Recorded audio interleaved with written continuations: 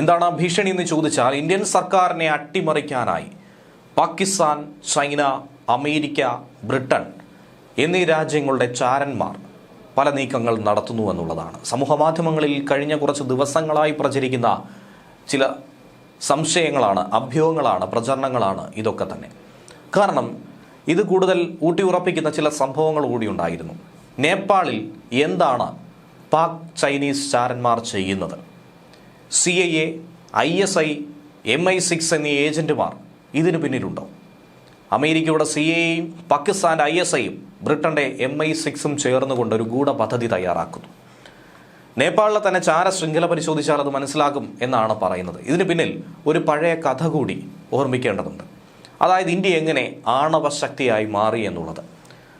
27 വർഷം പിന്നിലേക്ക് പോയാൽ 1998 അടൽ ബിഹാരി വാജ്പേയി സർക്കാരിൻ്റെ നേതൃത്വത്തിൽ ഇന്ത്യ ഒരു ആണവ പരീക്ഷണം നടത്തി.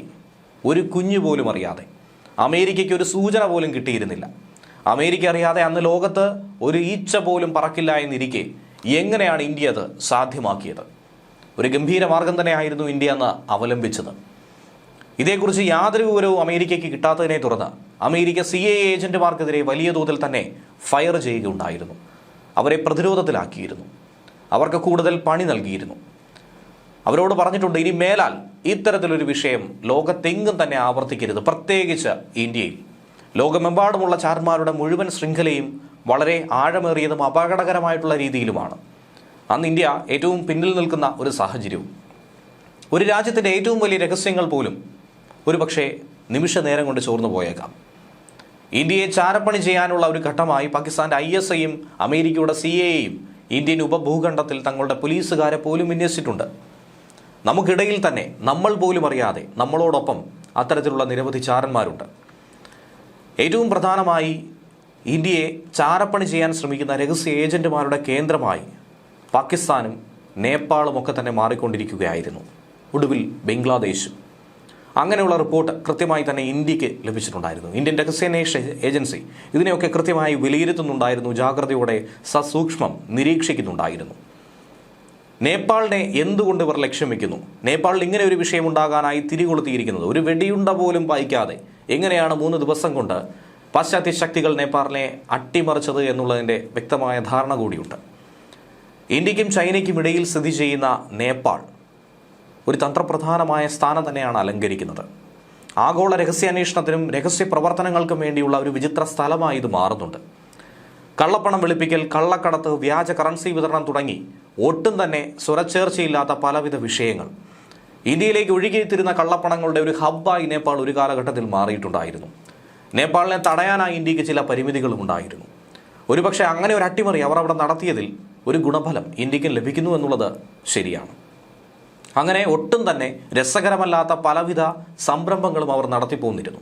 അതിൻ്റെ ഒരു കേന്ദ്രമായി, ഹബ്ബായി ഇത് മാറിയിരുന്നു. സൗഹൃദപരവും ശത്രുതാപരവുമായിട്ടുള്ള രാജ്യങ്ങളിൽ നിന്നുള്ള സ്പെഷ്യലിസ്റ്റ് ഏജന്റുമാർ ഏറ്റവും തിരക്കേറിയ കാഠ്മണ്ഡുവിലെത്തി രഹസ്യ പ്രവർത്തനങ്ങളിൽ ഏർപ്പെടുത്തുന്നത് ഒരു സാധാരണ കാഴ്ച കൂടിയായിരുന്നു. ഇന്ത്യയും അറിഞ്ഞുകൊണ്ടാണ് ഇവരെയൊക്കെ തന്നെ കൃത്യമായി നിരീക്ഷിച്ചത്.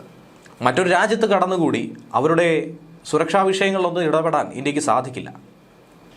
ഇന്ത്യയുടെ റോ ഇന്റലിജൻസിലെ ഒരു മുൻ ഉദ്യോഗസ്ഥനായിട്ടുള്ള ലക്കി വിഷൻ നേരത്തെ ഒരു അഭിമുഖത്തിലൂടെ ഞെട്ടിക്കുന്ന പല വിവരങ്ങളും പങ്കുവച്ചിട്ടുണ്ടായിരുന്നു. അദ്ദേഹം തന്നെ ഒരു പോഡ്കാസ്റ്റിലൂടെ പറഞ്ഞിരുന്നു, ഉടനടി തന്നെ നേപ്പാൾ തകരുമെന്നുള്ള കാര്യം.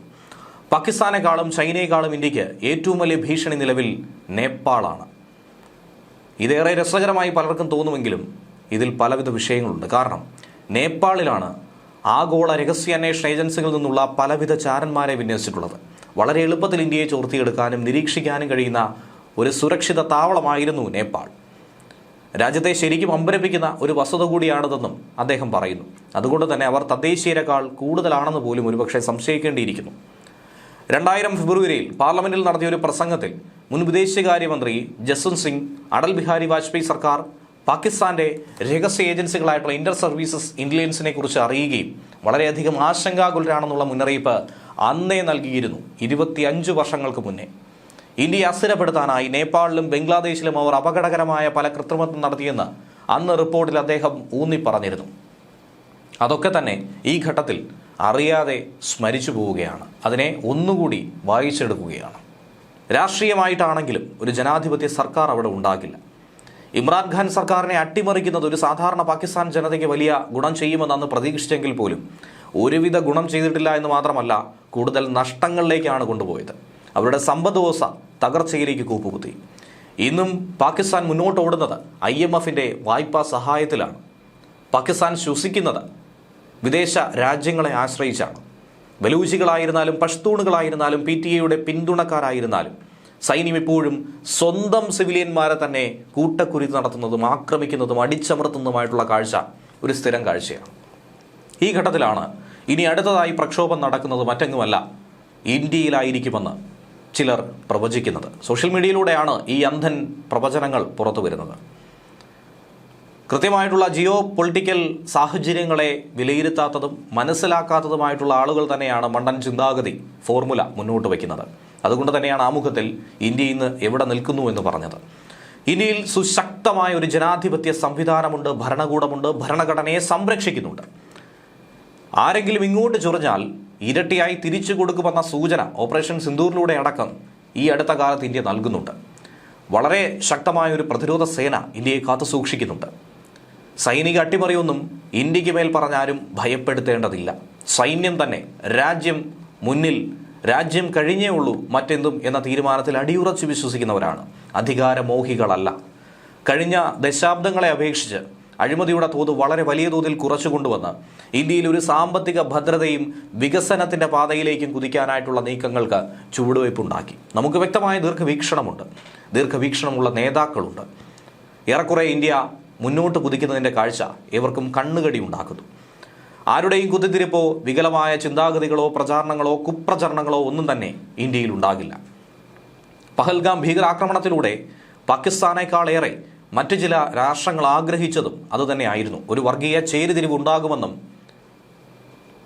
ഹിന്ദുവിനെ തിരഞ്ഞുപിടിച്ച് ആക്രമിക്കുമ്പോൾ മുസ്ലിം സഹോദരങ്ങൾക്ക് നേരെ ഹിന്ദുക്കൾ ആഞ്ഞടിക്കുമെന്നും അതൊരു വർഗീയ കലാപമായി മാറുമെന്നും രാജ്യത്തെ BJP സർക്കാരിനെ താഴെയിടാൻ പറ്റിയ ഏറ്റവും നല്ല ആയുധമായി അതിനെ എടുത്ത് ഉപയോഗിക്കാമെന്നും പലരും കരുതി. പക്ഷേ രാഷ്ട്രീയ മതജാതി ഭേദമന്യേ ഏവരും ഒന്നിച്ചു നിൽക്കുന്ന കാഴ്ച അത് ലോകത്തെ തന്നെ അത്ഭുതപ്പെടുത്തിയതാണ്. പിന്നീടുള്ള തിരിച്ചടി അത് രാജ്യത്തിൻ്റെ തിരിച്ചടിയാണ്, ഒരിക്കലും ഒരു സർക്കാരിൻ്റെ തിരിച്ചടി അല്ല എന്ന് നാം കൃത്യമായി അടിവരയിട്ട് പറഞ്ഞു. അതുകൊണ്ട് തന്നെ അയൽപ്പക്കത്ത് ഇനി എന്തൊക്കെ സംഭവിച്ചാലും ഇന്ത്യയെ രോമത്തിൽ പോലും അത് തൊടില്ല എന്നുള്ളത് എടുത്തു പറയാൻ സാധിക്കും. സമാധാനം മറ്റ് രാജ്യങ്ങളിൽ പുനഃസ്ഥാപിക്കാൻ വേണ്ടിയുള്ള ശ്രമങ്ങളൊക്കെ നാം ചെയ്യുമെന്ന കാര്യത്തിലും സംശയമില്ല. പക്ഷേ അതിനൊന്നും ഇന്ത്യ ഭയക്കേണ്ടതില്ല എന്ന് വേണം മനസ്സിലാക്കാൻ.